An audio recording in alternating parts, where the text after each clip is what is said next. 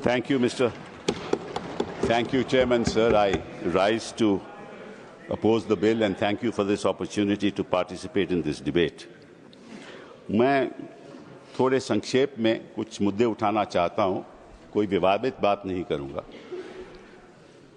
समझ लीजिए कि मेरे पास कुछ संपत्ति है, मेरी प्रॉपर्टी है। मैं हिंदू हूं या मुसलमान हूं या ईसाई हूं या सिख हूं, मैं उसको चैरिटी में देना चाहता हूं, तो कौन उसको रोक सकता है? कोई नहीं रोक सकता। और इतिहास में जो ये बात आपके सामने रखना चाहता हूं कि there was a right of non Muslims also to make a waqf, और 1954 में और 1995 में जो प्रावधान लाया गया उसमें यह लिखा गया कि केवल मुसलमानों को वक्फ बना सकते हैं, कोई और नहीं बना सकता, प्रॉपर्टी नहीं दे सकता। और 2013 में जो संशोधन लाया गया, ये जो रोक थी वे खत्म हो गई। अब ये जो 2024 का अभी कानून बना है, उसमें वापस ये कहा गया कि केवल मुसलमान ही वक्फ दे सकते हैं। वो तो अलग बात है, मैं केवल छोटी सी बात रखना चाहता हूं। मैं as far as the 17th century, and I'll give you a judgment of the Madras High Court, which observed that it is common for the Hindu zamindars to have Muslims in their territories to make Muslim endowments. Similarly, in Arur Singh versus Badr Deen, Lahore High Court upheld the right of a Hindu to make waqf of his property for a Muslim graveyard. After independence, Nagpur High Court upheld the right of a non-Muslim to create waqf. और हमारे प्रधानमंत्री जी, इनकी मैं बड़ी इज्जत करता हूं, हमेशा कहते हैं वन नेशन वन लॉ।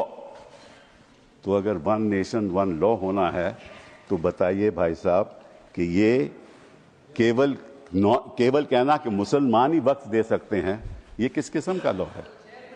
ये किस किस्म का लॉ है? और ये भी कहना कि मुसलमान को पहले 5 साल मुसलमान बने फिर तय करना होगा कि तुम वक्फ दे सकते हो कि नहीं। अरे भाई, प्रॉपर्टी मेरी, मालकियत मेरी, चैरिटी में मैं देना चाहता हूं, आप कौन होते हो कहने को नहीं दे सकते? ये कौन सा कानून है? ये छोटी सी बात है, ये कौन सा कानून है?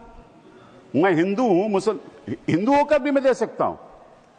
ये तो मेरी मर्जी है ना, प्रॉपर्टी तो मेरी है, आपका तो कोई हक नहीं। तो पहली बात तो ये कि ये आपने प्रावधान रखा क्यों?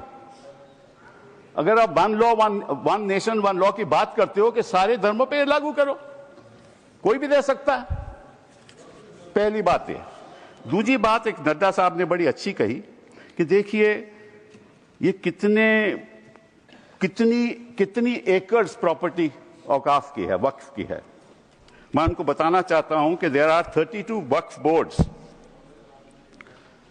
in this country in different states merely supervise administration of waqf properties in their respective states. But please note kar lijiye Nada ji, total area of Hindu religious institutions in Tamil Nadu, Andhra Pradesh and Telangana respectively is 4,47,000 in Tamil Nadu, 4,65,000 in Andhra, 87,000 in Telangana, 723 acres with Tirumala Tirupati Devasthanam, and thus it comes to 10 lakh acres only in 4 states. And आप कहते हैं कि देखिए औकाफ में 8 लाख एकड़ है। अरे भैया, आपके हिंदू टेम्पल्स में भी इतनी संपत्ति है, वहां आप क्या कर रहे हो? वहां आप क्या कर रहे हो? बाकी स्टेट्स में देखो ना। अच्छा, और ये नहीं कि हर धर्म में सुधार नहीं होना चाहिए, उतार होना चाहिए, मैं आपके साथ सहमत हूं। हिंदू धर्म में भी सुधार लाना चाहिए, लाना चाहिए ना, हिंदू धर्म भी सुधार लाना चाहिए। अंडर हिंदू धर्म, एक मिनट, हिंदू धर्म, मैंने आज तक किसी को टोका नहीं, मैं केवल छोटी सी बात रख रहा हूं आपके सामने। हिंदू धर्म में भी सुधार होना चाहिए। अब हिंदू धर्म के अंतर्गत अगर कोई सेल्फ एक्वायर्ड प्रॉपर्टी हो तो वह अपने बेटों को दे सकता है, बेटी को नहीं दे सकता। कहता है मैं नहीं दूंगा अपनी बेटी को। इस्लाम में भी है कि भाई को ज्यादा मिलेगा और बेटी को कम मिलेगा। इस्लाम में भी यह है।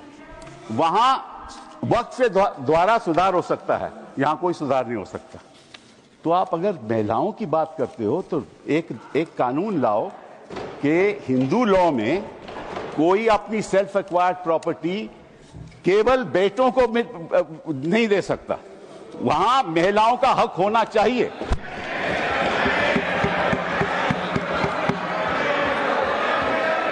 और आप हमें ये आश्वासन दो,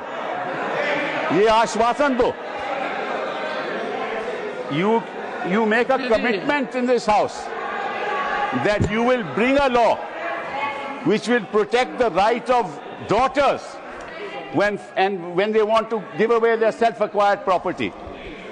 दूसरी बात ये मैं आपके सामने रखना चाहता था। तीसरी बात मैं आपने सामने रखना चाहता हूं। आपने कहा, और ये बात आपको वैसे जाननी चाहिए, शायद मालूम नहीं आपको बताया या नहीं, लेकिन ये जो बोर्ड है ये स्टैट्यूटरी बोर्ड है, पहले भी था। इसमें कोई नॉमिनेट नहीं होता था। मैं आपको बताता हूं क्या वो स्टैट्यूटरी बोर्ड था। Most nominees were of the government, पहले भी। MPs are there, judges of Supreme Court, High Court, civil servants were there, and the chief executive officer of the board is a civil servant. Government can give directives to the board and even supersede it. Tribunal members are nominated by the government. ये तो पहले स्थिति थी। तो अगर सरकारी यहां नियुक्ति थी तो गलत कौन काम कर रहा था? आपने उसको क्यों सुपरसीड किया? सब नॉमिनी क्यों आपने रखवा लिए? अरे भैया, पहले भी तो स्टैट्यूटरी बोर्ड था, तो आपने प्रावधान क्यों लाया? ये अगर कोई गलती हो रही थी तो मुतवल्ली से हो रही थी। होता क्या था कि मुतवल्ली इसी वक्फ में अब डील कर लेता था और उसकी वजह से ये मिसमैनेजमेंट होती थी। आपको उसको ठीक करना चाहिए था। हम भी आपके साथ हैं। पहली बार मुझे याद है, आई थिंक इट वाज 1954, कि तमिलनाडु के ब्राह्मण ने एक कहा कि हमारे यहाँ मंदिरों में बड़ी गड़बड़ हो रही है, और उसकी वजह से 1954 एक्ट बना। तो गड़बड़ तो सब जगह होगी, आपकी सरकार में भी बड़ी गड़बड़ हो रही है, वो भी हो रही है, वो ठीक है, वो तो गड़बड़ तो होती है, गड़बड़ तो होती है। तो अब आपने क्या किया? अब बड़ी इंटरेस्टिंग बात है, आपने क्या किया? आपने कहा कि भैया अगर कोई, सर देखिए, आपने सबको 15-15, 20-20 मिनट दिए, मुझे 10 मिनट दे दीजिए, ज्यादा नहीं मांगता मैं, थोड़ा सा। सर कपिल जी, हाँ, मुद्दे की बात कर रहे हैं हम, कोई पॉलिटिक्स की बात नहीं कर रहे। नड्डा जी ने कहा कि यहाँ कोई पॉलिटिक्स की बात नहीं हो रही, क्योंकि देश के भविष्य का सवाल है। Sir therefore the other thing I want to say कि पहले क्या होता था कि ये जो वक्फ प्रॉपर्टी पे इंक्रोचमेंट होती थी, अनऑथराइज्ड इंक्रोचमेंट होती थी, लोगों की अनऑथराइज्ड इंक्रोचमेंट, और सरकार भी इस पे कब्जा कर लेती थी। इसलिए जो लिमिटेशन प्रोविजन लाया गया, उसमें यह रखा गया कि जो 12 साल का लिमिटेशन ऑर्डिनरी लॉ में है वो नहीं है। किसी ने गलत तरीके से वक्फ प्रॉपर्टी का कब्जा कर लिया तो अगर लिमिटेशन की बात आएगी तो 12 साल के बाद वो उसको चैलेंज नहीं कर सकता। आपने वो वापस लिमिटेशन ले आए, मतलब कि उनका अनऑथराइज्ड कब्जा कायम रहेगा। तो ये तो आप इंक्रोचमेंट्स का साथ दे रहे हो, इंक्रोचर्स का साथ दे रहे हो। मतलब कि जो वक्फ प्रॉपर्टी में गलत कब्जा हुआ है वो कब्जा वैसे ही रहेगा, क्योंकि 12 साल बीत जाएंगे। ये किस किस्म का प्रावधान आप लाए हो? आप प्रोटेक्ट कर रहे हो वक्फ प्रॉपर्टी को कि इंक्रोचमेंट्स को प्रोटेक्ट कर रहे हो? फिर साथ साथ में आपने ये कह दिया कि district magistrate has the full power to decide as to whether it is waqf property और नॉट। This is what you have said. Now what inquiry will the district magistrate have in that case? He will decide on his own and his decision is final. You were talking about Article 21 of the Constitution and said कि ये जो वक्फ जो council है इनका decision कैसे final हो सकता है, वक्फ बोर्ड का डिसीजन कैसे फाइनल हो सकता है, ये तो चैलेंज ही नहीं हो सकता in a civil court. Which decision of the district magistrate will you challenge in a civil court? You have said in this law that the decision of the district magistrate is final. And when he decides that this property is not waqf property, that cannot be challenged till he gives a final decision. So you can't deal with that property. You give finality to it. और वो जो आपने रखी है बात कि ये जो इंडाउमेंट्स हैं, ये जो वक्फ है, इसकी जो ट्राइब्यूनल की डिसीजन है ये फाइनल रहता है, ये आपने कहा ना। नो अगर वो वक्फ ट्राइब्यूनल का डिसीजन फाइनल रहता है तो सिविल कोर्ट को तो कोई हक नहीं उसको चैलेंज करने के लिए। यही बात हिंदू इंडोमेंट्स एक्ट में है। हिंदू इंडोमेंट्स एक्ट में जो उनका मैनेजमेंट है उसका डिसीजन फाइनल है। थैंक यू कपिल तो अगर हिंदू इंडोमेंट्स का डिसीजन फाइनल है वो तो आपको कोई आपत्ति नहीं, यहां ट्राइब्यूनल का डिसीजन फाइनल है तो आपको आपत्ति है। Thank you Kapil ji. ये है sir, thank you sir. Sir last one Shri 1 second sir, last 10 minutes sir, last sir, okay last sir, the only, देखिए ऐसा है 2014 के बाद आपके पास टाइम बचा ही नहीं है संजय जी।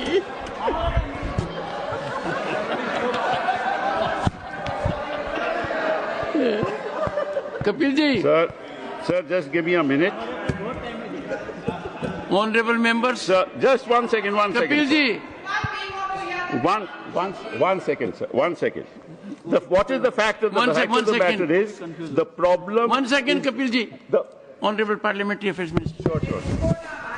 मैंने ऑनरेबल चेयरमैन सर, पिछली बार भी कपिल सिब्बल जी जब यहाँ बोले थे तो मैंने कहा था कि सीनियर एमपीज बैठ के हमारे साथ में डिबेट डिस्कशन में हिस्सा लेगा तो हम लोग अच्छा लगता है, लेकिन प्रॉब्लम क्या है कि वो कई बातें बोल करके सीधा चले जाते हैं, क्लैरिफिकेशन नहीं सुनते हैं। उनके बोलने से पहले 1-2 लोग बोलते हैं तो वो जरूर सुनते हैं, मगर उसके बाद वो कुछ ऐसा सवाल रख करके चले जाते हैं, फिर वो सुनने के लिए बैठते नहीं। तो रात को जब मैं जवाब दूंगा तो वो तो रहेंगे नहीं। तो इसका ऐसे परिस्थिति में मुझे क्या करना चाहिए सर, आप बताइए, क्योंकि ये तो बड़ा समस्या हो गया सर। कपिल जी एक मिनट 1 सेकेंड सर, जैसे कि उन्होंने बड़ा, क्योंकि उससे सीनियर होने के नाते उसका सूझबूझ समझ, उसका इंटेलेक्ट को तो मैं चैलेंज नहीं कर सकता हूं, लेकिन जैसे कन्फ्यूजन बात करके चला गया। उन्होंने 4 स्टेट का रिलीजियस जो लैंड है उसको वक्फ का साथ में कंपेयर करके कन्फ्यूजन करके चला गया। वक्फ प्रॉपर्टी रिलीजियस प्रॉपर्टी नहीं होता है, वक्फ प्रॉपर्टी अलग है, वो सिविल है। यहां उन्होंने एग्जाम्पल गलत दे के चला गया, फिर बोलता है कि मेरा जमीन मेरा प्रॉपर्टी है। आप कौन होता है कानून बनाने वाला?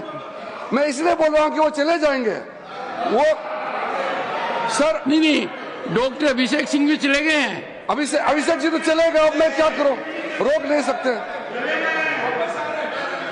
सर। वापस आएंगे क्योंकि विप है, because of whip he will come वापस सर। तो जैसे कि सर मैं इसलिए बोल रहा हूं चेयरमैन सर, जैसे कि उन्होंने कहा कि जमीन मेरा है, तुम कौन होता है कानून बनाने वाला? तो जब कोई ट्रस्ट बनाता है तो ट्रस्ट को कौन चलाते हैं, उसका निगरानी कौन करता है? Charity commissioner. तो आप बोलेंगे कि मैं हिंदू हूं, मैं हिंदू एक ट्रस्टी हूं, तो चैरिटी कमिश्नर में तुम मुस्लिम नहीं आ सकते हो, क्रिश्चियन नहीं आ सकते। ऐसे हो सकता है कि इस देश में देश कानून से चलता है।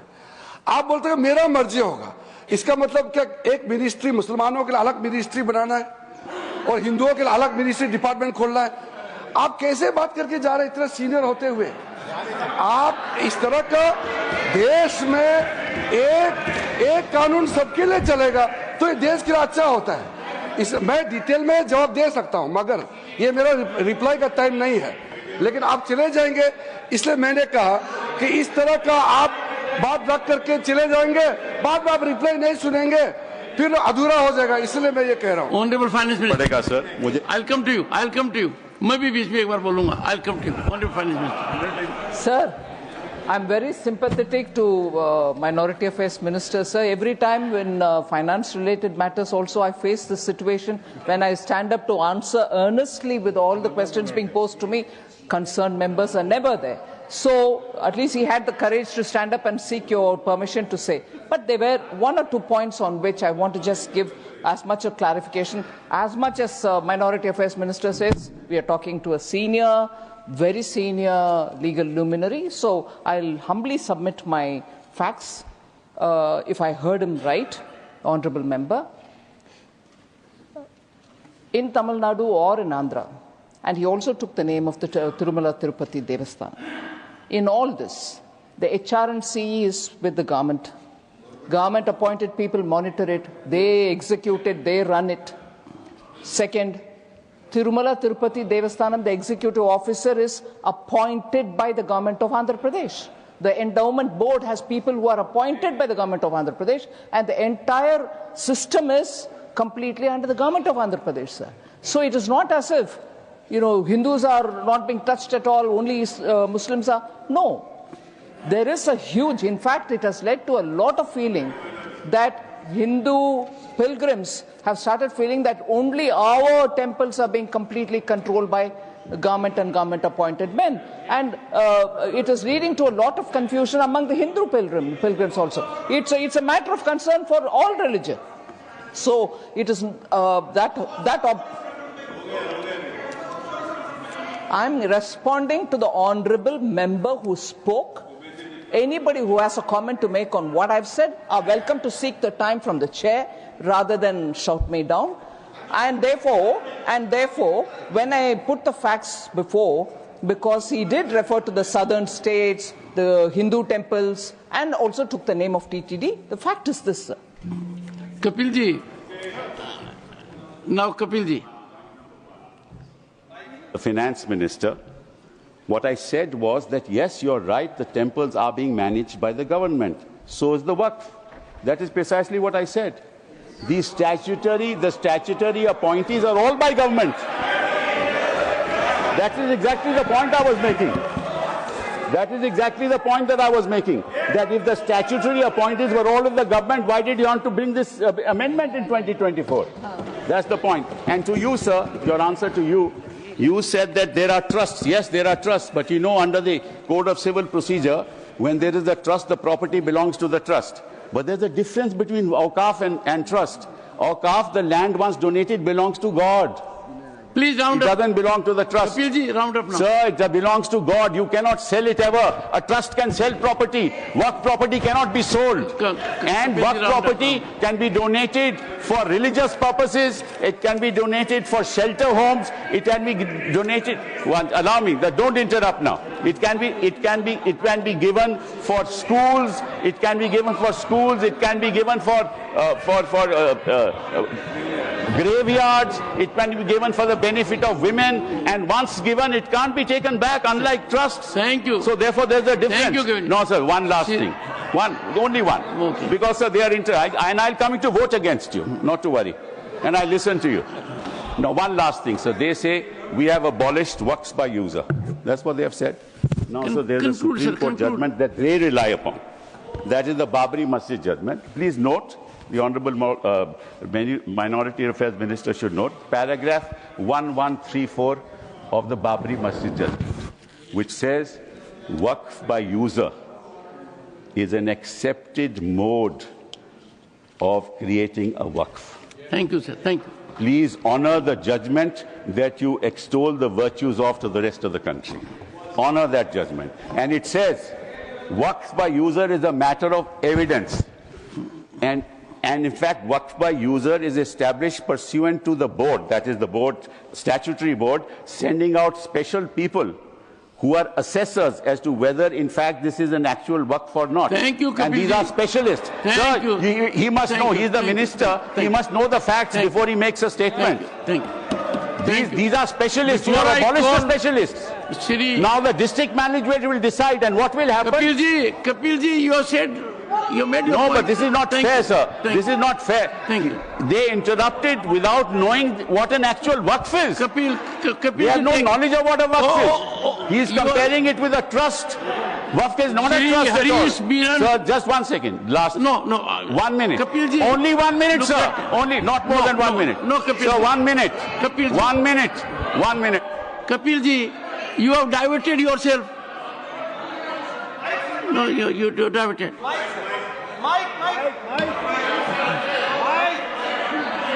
No, Kapilji. It can't. No, your time. 1 minute, sir. 3 minutes. Sir, you have given extended to 10 minutes. You have given half an hour to other people when you were to give 10 minutes. Give me 1. 3 minutes, sir. Shri Harish Biran, 7 minutes. Shri Harish Biran, please. Thank you. We have to proceed with the House. Thank you. Thank you. Thank you. Thank you. Shri Harish Biran. Yeah. Yes, Shri Harish, your time starts now. Thank you. Thank you chairman sir.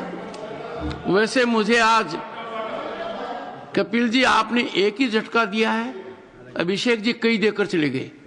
आपने एक कानूनी व्याख्या की कि self acquired property में बेटियों का भी होना चाहिए, विमेन का भी होना चाहिए। सेल्फ एक्वायर्ड प्रॉपर्टी किसी को भी दे सकते हो, यही देश का कानून है। बेटे को दो, बेटी को दो, दोनों को मत दो, किसी और को दो।